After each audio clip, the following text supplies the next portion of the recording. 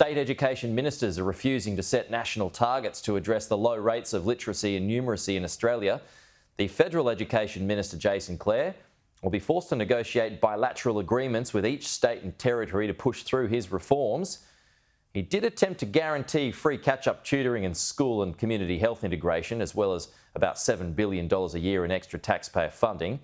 And he joins me now, does the Education Minister, Jason Clare. Minister, it is good to see you. So when you have a vision for something that isn't shared by state education ministers, do you feel like banging your head against a wall? Mate, I think it is shared. Yesterday wasn't about signing up to reforms or targets. Yesterday was about releasing that independent report that sets out the sort of things that we need to incorporate into a new national school reform agreement next year. This is a two-stage process. One, conduct an independent assessment of the sort of big reforms we need to implement in our schools. And then step two is next year, doing a deal with the states and the territories to make sure that we fix the funding of our public schools and tie that funding to the sort of things that we know work, that are going to help children in our schools who fall behind to catch up and to keep up and to finish high school. Right. I do want to ask you about funding, but I mean, they don't want to set national targets for literacy and numeracy. They aren't on board with catch-up tutoring, which you and I have spoken about before. I mean, are you at least disappointed about that? No. I don't think that's right. I think that ministers do get that catch-up tutoring is the sort of thing that we need. We know it works. We see it in New South Wales and Victoria happening right now. It's one of the good things that came out of the pandemic, the idea of helping children who fall behind to get out of a classroom of 30, put them in a classroom with 3 or 4, and children can learn as much in 6 months as they would ordinarily learn in 12 months. The point I want to make is yesterday was about releasing the report with these recommendations. Next year is about a national agreement and bilateral agreements. We need to do both. A national agreement for the next decade to put in place the funding and the reforms needed, but also individual agreements with each state and territory that will also include individual targets and funding on the key reforms that are needed in each state and territory. OK, that funding gap, though, it's a whopper. $6.6 billion or thereabouts. So where's that fix coming from? Well, almost no public school in the country is fully funded at the moment.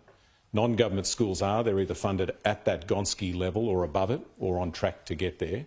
But no public school is. They top out at about 95% of what David Gonski said they should be. That's not fair. That needs to be fixed. We said before the election and since the election that we'll work with the states and territories to fix that funding gap. But I've also said there are no blank cheques here. We need to make sure that we tie that funding to the sort of things that we know work, like catch-up tutoring, that we know will help children who fall behind to catch up and to finish school. And the negotiations that kick off next year are all about the funding that the Commonwealth and the states and territories put in to help to make sure that we fix that funding gap. OK. So is it an option? Because, I mean, the difference between private and public schools is so vast. Would it ever be a consideration to cut funding from private schools and send it over to public schools? Well, one of the things Malcolm Turnbull did was put funding for private schools on a trajectory down to that 100% of the Gonski level, and that hits in 2029. The real problem is that public schools aren't on a trajectory to get to 100% by 2029 or ever. They top out at 95% at the end of the decade, and in the case of the Northern Territory, never. Yeah. Now, we've got to fix that. You can't have two different school systems that aren't fairly funded. So I want to fix that, but as I said, there can't be blank cheques here.